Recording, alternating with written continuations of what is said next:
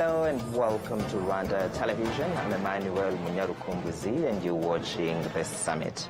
If you've been watching this show, you know that every Wednesday we do have a question around which we develop our discussions. Today's question is Eastern DRC conflict, failure of the international community. So we'll be asking whether the international community has failed to solve this issue.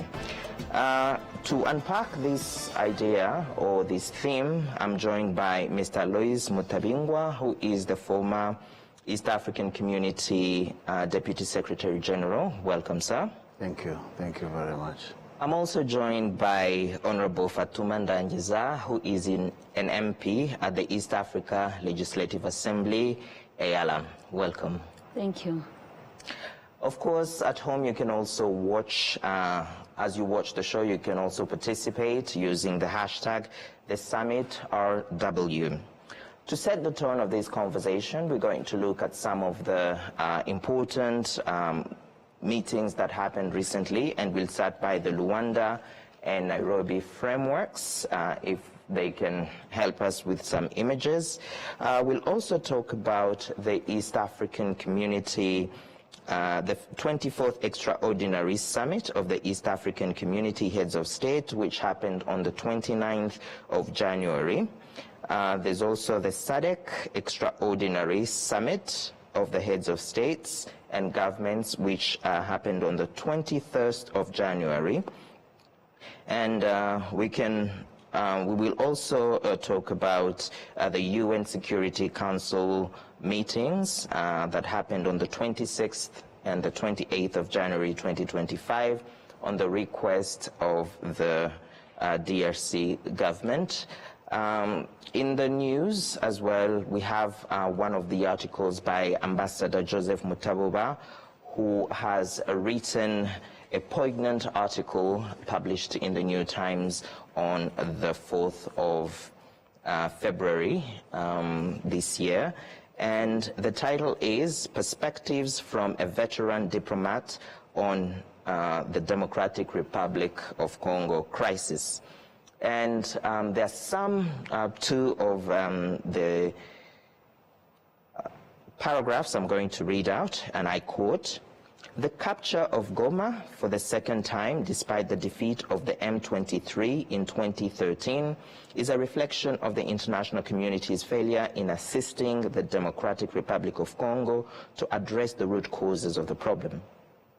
The conflict has persisted because Kinshasa and the international community have disregarded the root causes of the conflict, only focusing on cosmetic fixes of symptoms of the conflict in a showbiz mode."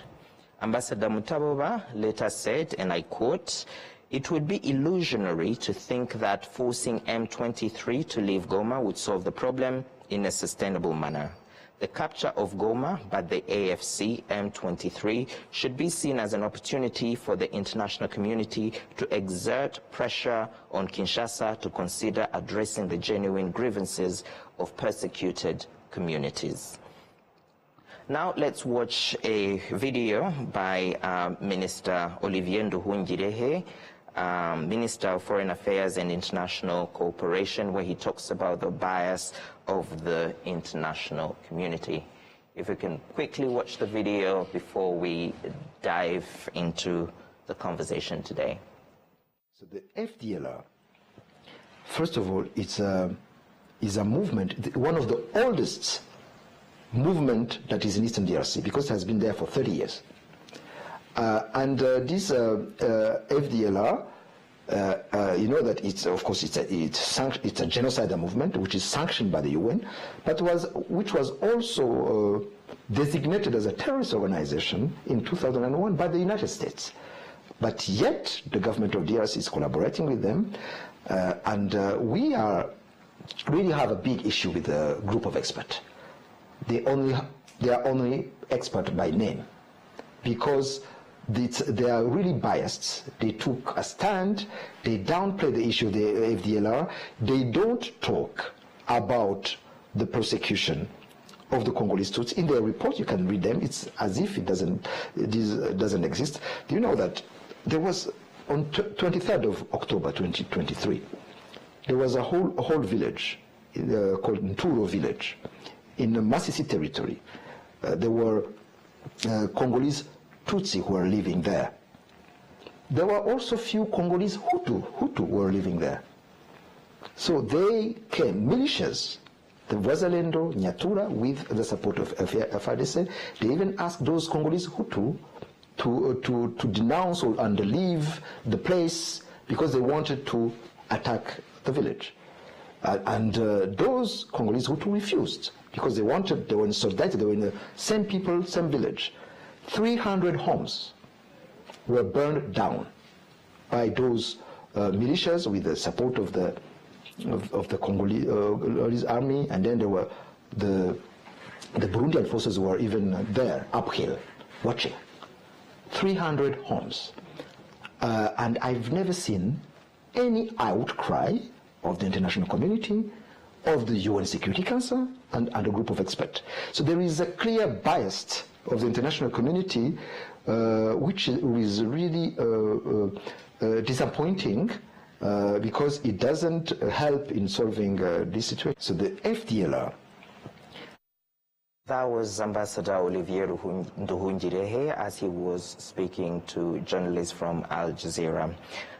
Now, from the various points I've just talked about, what do you think is the involvement of the international community in Eastern DRC? And we're starting with you, sir. Thank you very much. Let me first say that the involvement of the international community in DRC as it stands now is counterproductive. It's not the involvement that guarantees peace and security in DRC. It's an involvement that employs illegal means to deal with an issue affecting the lives of innocent people in DRC. Why am I saying this? When you start with the UN itself, which is a convergence point of the community of nations, you find that the charter that creates that UN, particularly its Article 1, which is recorded as Article 1 to the Convention on Economic, Social, and Cultural Rights. It refers to what is called the right to self-determination. And by the definition of what is the right to self-determination, it means a process by which persons have the right to determine how they live their life, what they need, and how they get it. People. And that is actually what becomes an anchor to what turns into a national or a sovereign right. It is of the people, not of the state machinery, but of the people. When you look at Congo, the reason I'm saying they're employing illegal means, making statements that have absolutely nothing to do with the basic and the basic principles underpinning these sets of rights. Maybe we'll get to the statements they're uttering later. I was coming to that, if you allow me. If you allow me, just a minute. Yeah, no problem. I'm seeing a community of nations not only failing, but blatantly insensitive about what I've mentioned.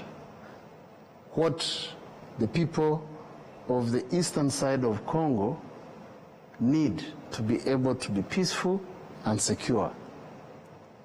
I will get to, I know we have a lot to discuss, but when you look at the people in the eastern Congo, from the times when the machinery that committed genocide in Rwanda relocated itself with the support of some members of the Community of Nations to the Eastern Congo, the trouble of those people did not only begin, it multiplied. There was a trouble already because some people in those parts of Congo were not Congolese enough. And that is what affects, even today, their rights to self-determination. That's problem number one, which should not be ignored. It's a very serious problem. The identity crisis of the people. They are neither here nor there. Even today, you'll hear Kinshasa, whenever they are referring to the people, the Congolese people, they sometimes confuse them with Rwandese. Maybe that's talking so about we'll the get root to causes. that. So if you allow me just 1 minute to hear from Honorable Fatuma Ndangiza about what do you think is the involvement of the international community in this crisis in Eastern DRC before we go back to the root causes of the issue? You know, the history of international community, if you talk about the United Nations, it's been there for the last 70 years. And its main mandate is to promote peace, international peace and security. But I don't think there are many success stories of international community. The 1994 genocide against Tutsi was a failure of international community to stop genocide, despite the fact that they were all impending signals. And one would have thought that at least international community has learned some lessons from its failure in Rwanda, where 1 million innocent Rwandese were massacred in a period of 100 days. And international community, rather than acting, decided to leave Rwandese on their own. And had it not been the Rwanda Patriotic Front that stopped the genocide, we wouldn't have Rwanda today, maybe. And the same failure of international community, its inaction, its double standards, its hypocrisy is what is also being portrayed in the Eastern DRC conflict. And why do I say that? As Alois has said, 30 years ago, the FDLR and other genocidal remnants decided to flee to DRC. They've been harbored and provided all the support by the Kinshasa government from the time of Mobutu up to today. And today, when you talk about the crisis of in the DRC, in the Eastern DRC, you don't hear the international community concerned about FDLR, a genocidal militia group, a terrorist organization that has been blacklisted by both the UN and also the US. As if that is not enough, the M23, every time you talk about the problem in the Eastern DRC, what is the hype about M23 and the allegation that it is being backed by Rwanda is what is making news in all the statements we are of, whether it is in the Security Council, whether you're talking about the G7, SADC meetings. And rather than really addressing the root causes of the problem in DRC, which is basically what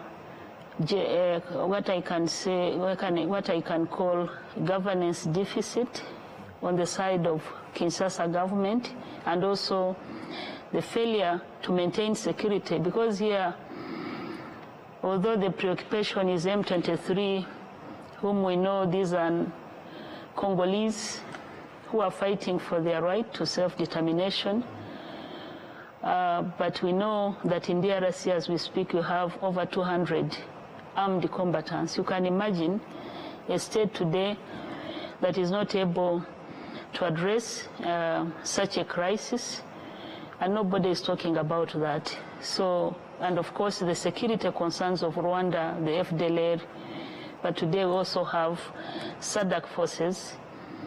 There was Alendo, the Burundi forces, who are all fighting. And the preoccupation has been by Kisekedi and the DRC is really to take a militaristic approach. And yet we know that the Nairobi peace process and the Rwanda peace process emphasized political dialogue to the solution. Now, I think that's where you join Alois. Now, we're talking about the genesis of the issue, but before maybe we get to the genesis, which you've just talked about in eloquent ways, that the issue is some part of Congolese do not enjoy their full rights as Congolese citizens. So if we go back to that, Mr. Alois, where do you think the attention of the international community is? Honorable Fatuma Ndangiza just talked about it. They're talking about Rwanda-backed M23 and forget about other aspects. Where do you see the attention of the international community on this matter? The attention of the international community has been absolutely, unequivocally diverted from the issue that is core, and that is the issue of the lives of innocent people in Eastern DRC. Innocent as they are almost brought to a level of a qualification for being stupid. Those people, for all these past over 26 years, close to 30 years now, they've been an object of torment. And that is the aftermath of the genocide perpetrated in Rwanda, very well organized, executed up to when it was stopped by the existing administration of this country. When they go to Rwanda, when the machinery I mentioned relocated to the Eastern Congo, it did not stop. It continued organizing and preparing to finish the unfinished business.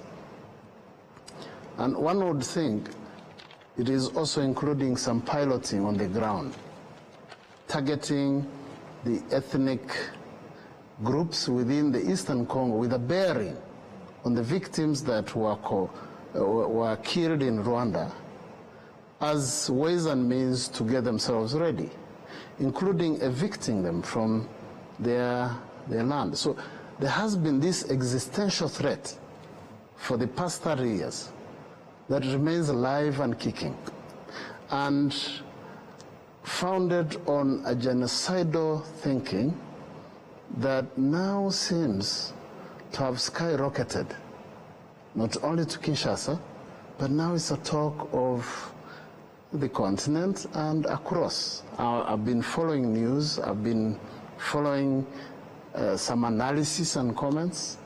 What I'm saying is from an informed position. What does it mean? The community of nations has shifted its attention from the real issue to a talk about natural resources in Congo, to a talk about a disturbance created from Rwanda. A disturbance, I would call it a disturbance, where you find statements, official statements, reprimanding the M23. I don't have to support it. All I have to support is the cause for sustaining the lives of innocent people who are victims of these kinds of crimes that emanate from the genocide in Rwanda. So they talk about, I was reading the G7 statement from the foreign ministers just 2 days ago.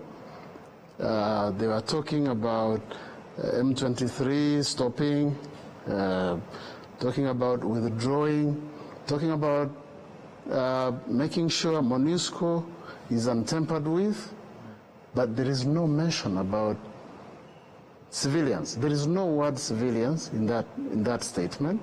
No word about what MONUSCO is doing today, has been doing over the past 26 years with such huge budget, 26 billion spent in 26 years with the results that we are seeing today. When you look at the mission, it's the mission to protect civilians. The mission of MONUSCO is to protect civilians. It's on record. But are the civilians being protected? Just 2 years after its deployment, we saw the killings in Gatumba. We saw the killings in other parts of Congo. Gatumba, not Congo, but other parts of Congo. But when did this mission get itself at least partially accomplished? Zero. So who is the failure in this case? It's the community of nations. So talking about failure, you can even touch on MONUSCO, you can touch on statements from the UN. They even see such a self-defense group like M23 and say this is worth attacking. Okay, I know it's a rebel group, and being a rebel against a legitimate government of Kinshasa is not supposed to be rising up in arms. It's understandable under the law. But is that not the last resort? What if the effect of that rising up in arms is to protect the civilians that are not being protected by the community of nations? Therefore, who is to blame? Is it the M23? Is it not Kinshasa and this community of nations? So you see such a big actor like G7 daring to say, stop protecting people. Okay, what is the alternative? So I think listening from you and listening from Honorable Fatuma, you are saying that the international community somewhat failed the people who are being persecuted in Eastern DRC. You talked about the presence of the international community being counterproductive, and Honorable Fatuma said that there's a track record of failures of the international community, the inaction, the double standards, and I think you agree on those two from my understanding. Yes. Now, the question is, what should be the right attitude of the international community towards M23? Maybe let's start with Honorable Fatuma. You know, sometimes I don't know, you know, even the definition of this international community sometimes can be complex.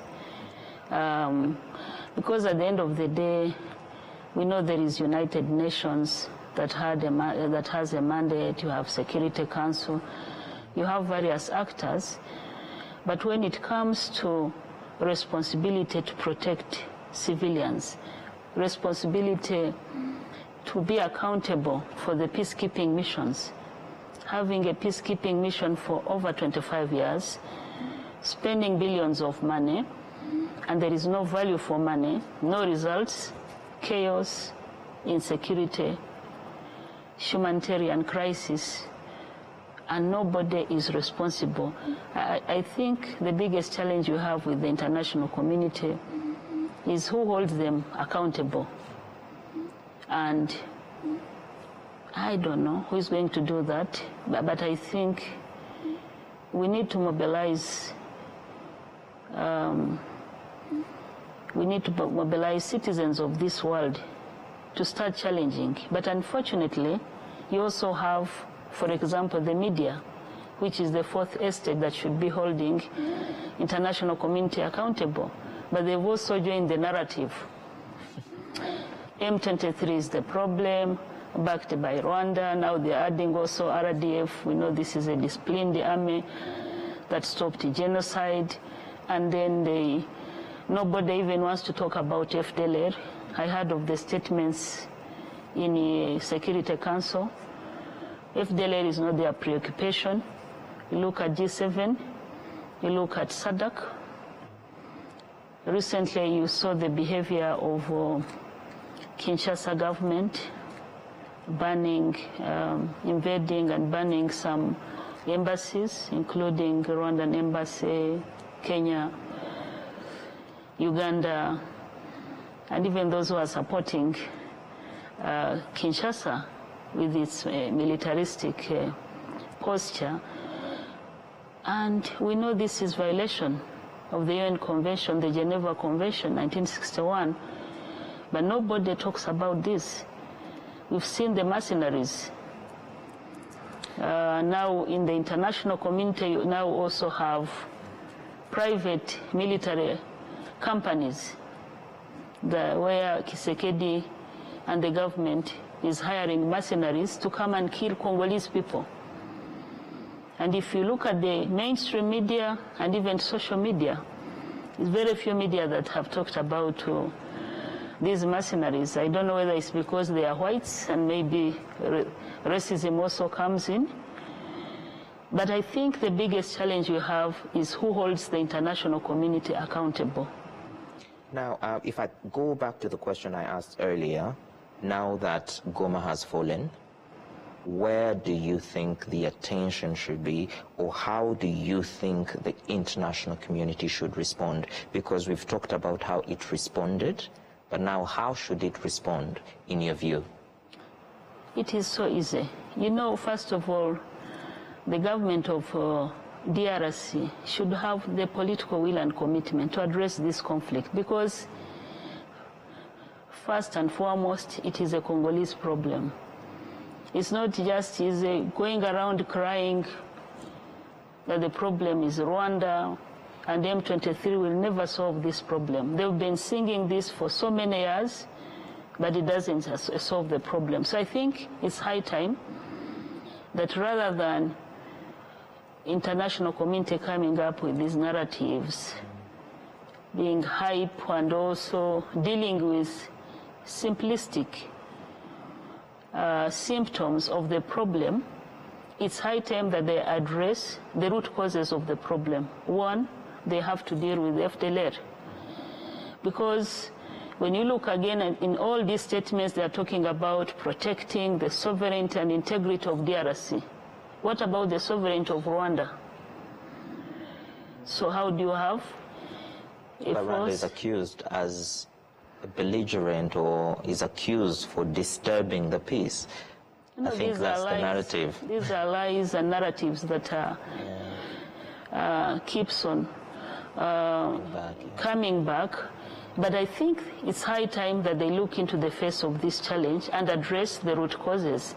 Otherwise, if M23 was able to capture Goma, when FADC had all this, the FDLR, you had the South African forces and other SADC forces. Some DRC. Some DRC, you had Burundi, thousands of these forces, you had the mercenaries, but they were able to capture Goma.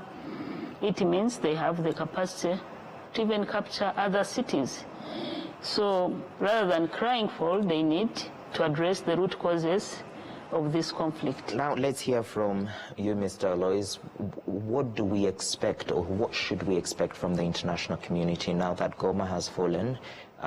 You've expressed their counterproductive presence in Eastern DRC. What should we expect from them towards a peaceful, a long-lasting resolution of the issue?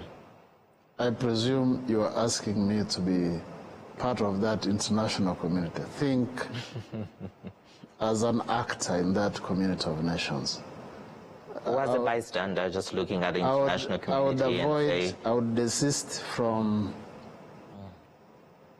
looking at what is going on as an incident with that laxity and luxury of staying oblivious to what has been happening for a very long time.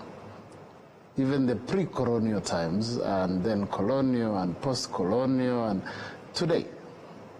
Ignoring all that and beginning to deal with that as an incident. It's not an incident, absolutely not an incident.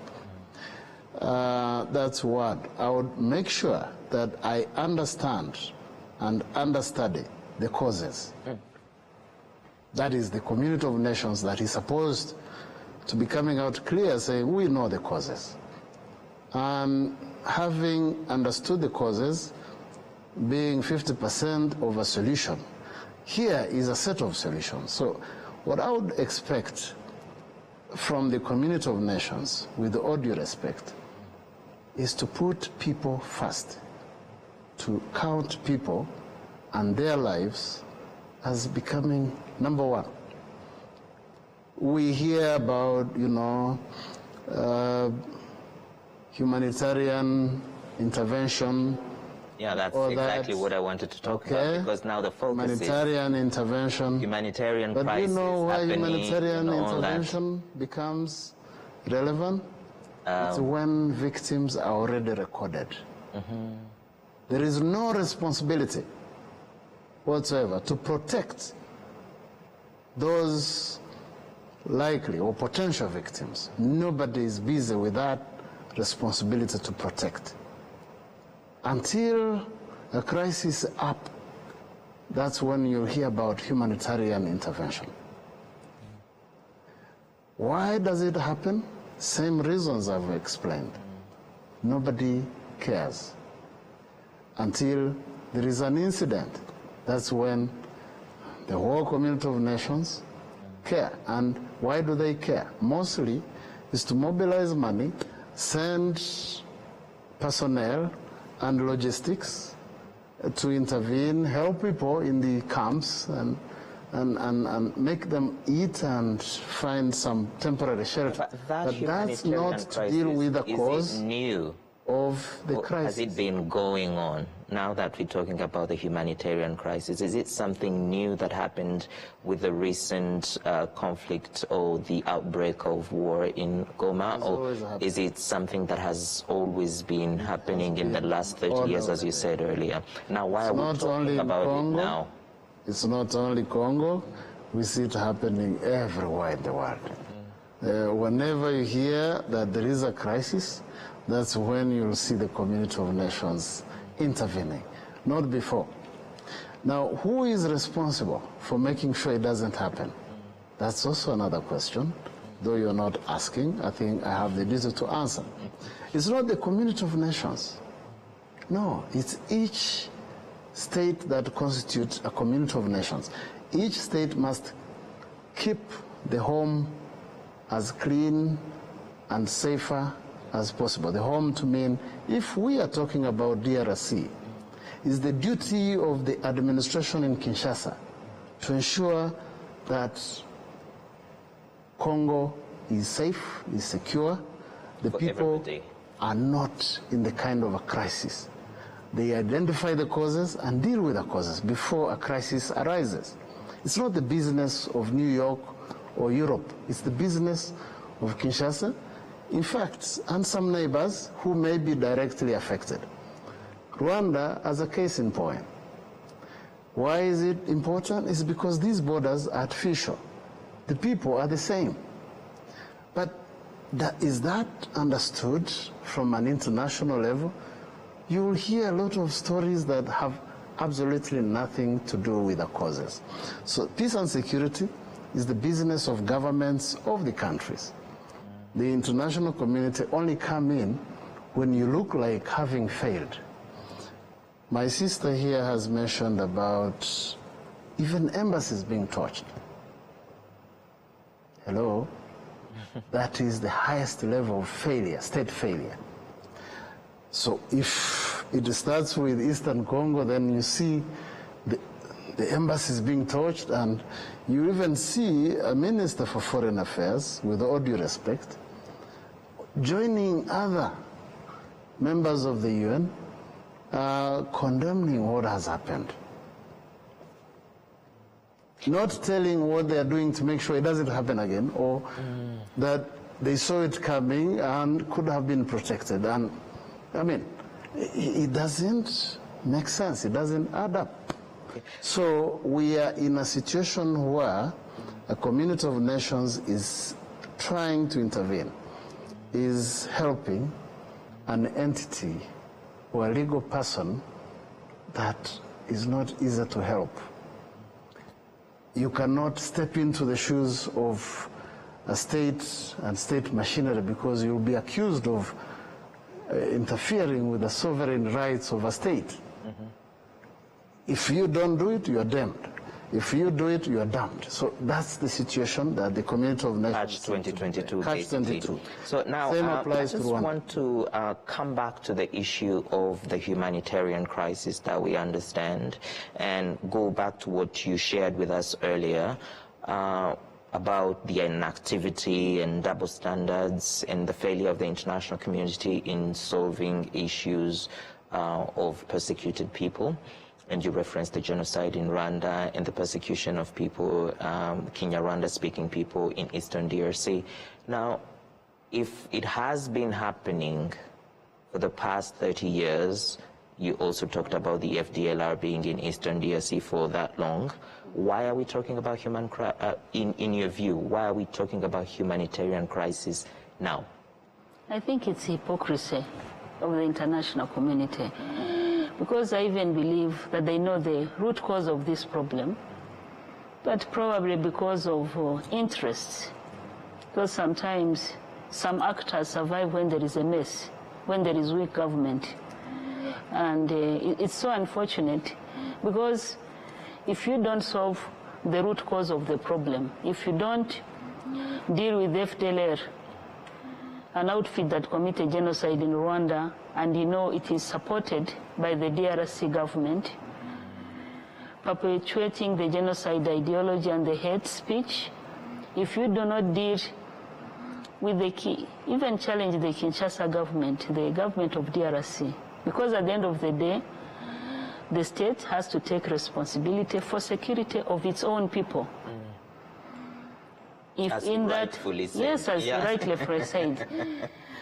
So if the state cannot maintain its security, if the state can kill its own people, that the enemy of DRC are Congolese citizens, because M23 are Congolese. Ethnic cleansing has been going on. So for me, I think the international community has been babysitting DRC government for quite a long time. It's just high time that they crack the whip. They need to hold DRC accountable to sort out its mess. I think that should be the starting point.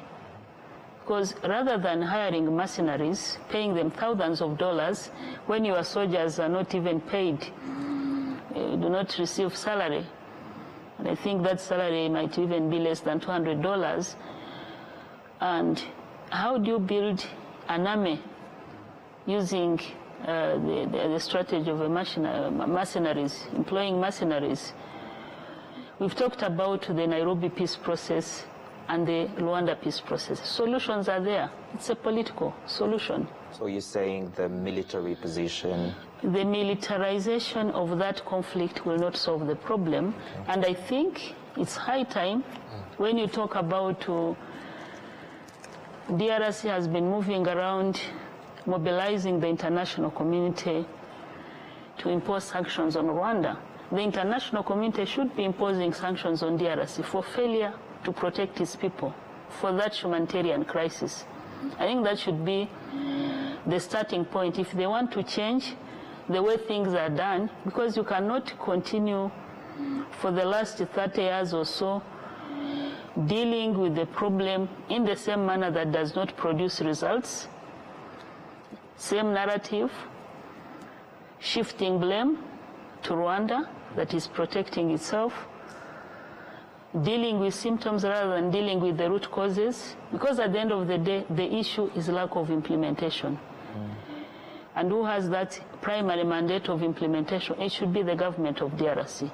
And that's why I want to call also upon the regional actors, SADC, East African Community, African Union, because at the end of the day, these are African citizens who are dying. There should be a way of ensuring that at the end of the day, DRC is responsible as far as implementing the various agreements that it has signed, but also protecting its citizens. For me, I think that's the only way we can change this. Now, Mr. Alois, do you agree that the militarization of the conflict is not going to go anywhere, or you have a different opinion on that? I have already seen that the mistake is being corrected. It's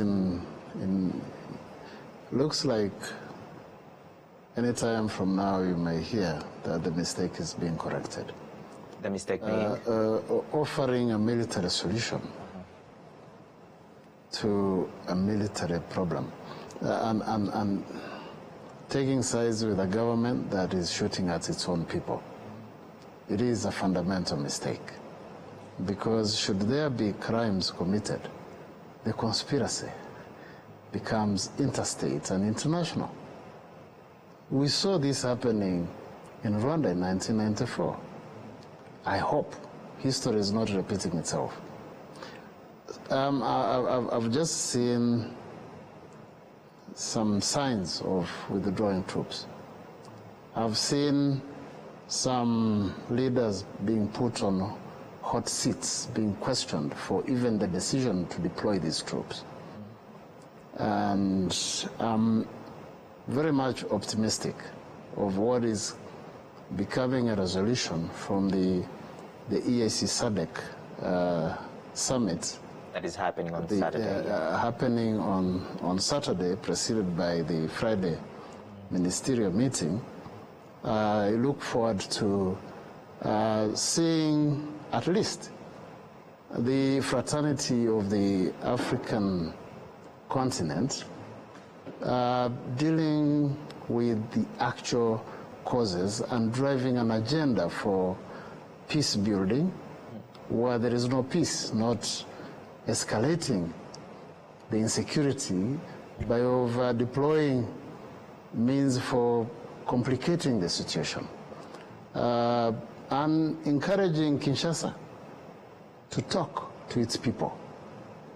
It's actually embarrassing for any leader to say, I'm not talking to my people. I'm not going to listen to my people, until they even end up using means that are not allowed. They have said, they have consistently said that they can't speak to M23 because it's not a government. What do you have to say about that?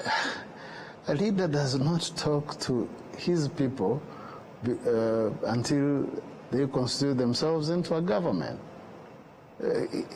It's not about foreigners talking to the M23 or any other group, because there are so many groups there. It's about looking for that as an alternative to the use of force. Because, as I said, these people have had a political problem living with them for a very long time. The identity crisis. That is a serious political problem. Not to mention the existential threat to their lives.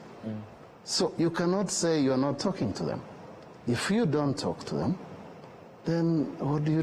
Do you shoot them until they are decimated? And you think you're doing the right thing constitutionally? Of course you're not. So Kinshasa is in a catch-22, I would say, but created by itself. It shouldn't have happened because they saw it coming. So I think the problem to do with other countries assisting by deploying military resources is not founded on any wisdom. I'm sorry to be using this word. It is just transactional. Can you explain? You want me to unpack it? Transactional, yeah. It is transactional. There is business around these matters. And I have reasons to believe there are some unrecorded transactions around these kinds of deployments, which, if records prove it, then it will become worse than actually what is happening. I've been following discussions, allegations of scratching each other's backs, especially in relation to the natural resources in that country. That simply means accessing the natural resources in that country at the expense of its own people. So basically the attention is on the resources, yes. It's not on protecting... Yes, there is no question about it. Okay. You see, when you hear about discussions around resources in Congo, these are discussions of interest to the rest of the world. But when it comes to talking about the causes of this insecurity, instability, the root causes, they divert their attention deliberately. They find an easy scapegoat called Rwanda. It's not correct. Everyone is in Congo trying to access those resources. Well, as we head to the end, because time is never on our side when we're having interesting conversations, would I be right to say that you're optimistic about the upcoming SADC EAC summit and the demilitarization of the conflict? What do you have to say, Honorable Fatuma? Are you also optimistic with that? It's 50-50 because I'm not in the mind of the Congolese leaders. Yes. So I think the onus really starts with DRC. They should clear this mess. And I want to urge our regional leaders, SADC and also EAC, to urge the government of DRC to own this conflict, to sit with all the Congolese who have grievances, including M23, and resolve it peacefully, because this is the only solution. But secondly, the neighbors, the regional actors, as we saw in the last few years and even today, should stop fueling this conflict, because militarization of this conflict is not working. And here, categorically, I'm talking about Burundi. Burundi was part of the East African Peacekeeping Force. In fact, by that time, the president of Burundi was the chairperson of the summit. President of DRC decides to,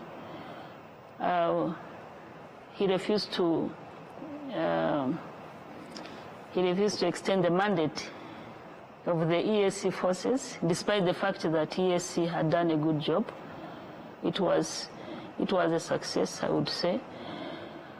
And inviting some SADC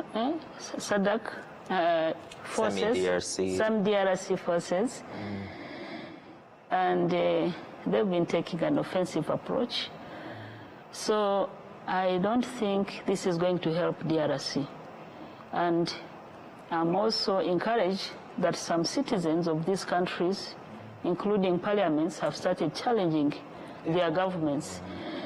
So I hope even our neighbors should stop fueling this conflict and rather pressurize DRC and all the regional actors and all the parties to the conflict to go for peace. So he's optimistic about the upcoming summit between EAC and SADC. You are 50-50.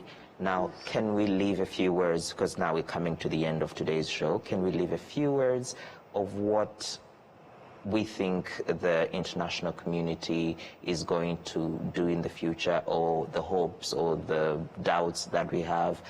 Just leave a few words of wisdom to our viewers today on this issue of whether the international community is failing the people who are being persecuted in Eastern DRC, and whether the international community is failing to protect the people who are dying, exposing the military who are being sent there, and all that. A few words of wisdom, maybe 1 minute each, and then we head to the end.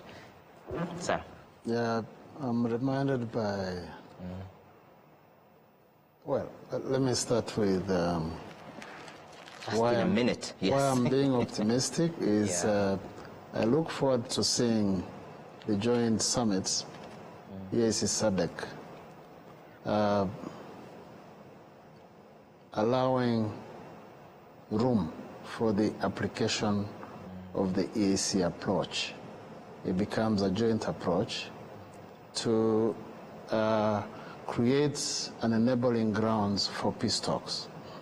The EAC approach was not as offensive, but creating a buffer zone and enabling parties to get into a negotiating table. In particular, ensuring that this M23 is not disregarded the way it has been disregarded. for reasons I've Maybe explained. 10 seconds. And for the community of nations, I'm looking forward to seeing the big brothers in the West, understanding that the self-determination is not a preserve of the West. It's for all the people of this Maybe a few seconds, because time is over. I really, really apologize. A few seconds, words of wisdom, and then we call it a day. I just want to call upon our leaders in the region who are meeting, I think, tomorrow, to try, as I said, encourage the government of Kinshasa to allow peace to reign, to go for a political solution. They've tried the military solution, it hasn't helped. To look themselves into the mirror and accept that this is a Congolese problem, including M23, agree to talk to them and find a lasting solution, and finally also to call upon the international community to support the Rwanda and Nairobi peace process, so that at the end of the day, we have African solutions to African problems. Thank you so very much for the words of wisdom and making time to come and explain to Rwandans whether in the conflict in Eastern DRC, the international community is doing great or failing. Viewers, now we come to the end of today's program. It was the summit, and we thank our guests for making time, and we thank the production team for Rwanda Television for having made this program possible. Please do enjoy the rest of the programs, and see you next time for another episode of the summit. Bye-bye.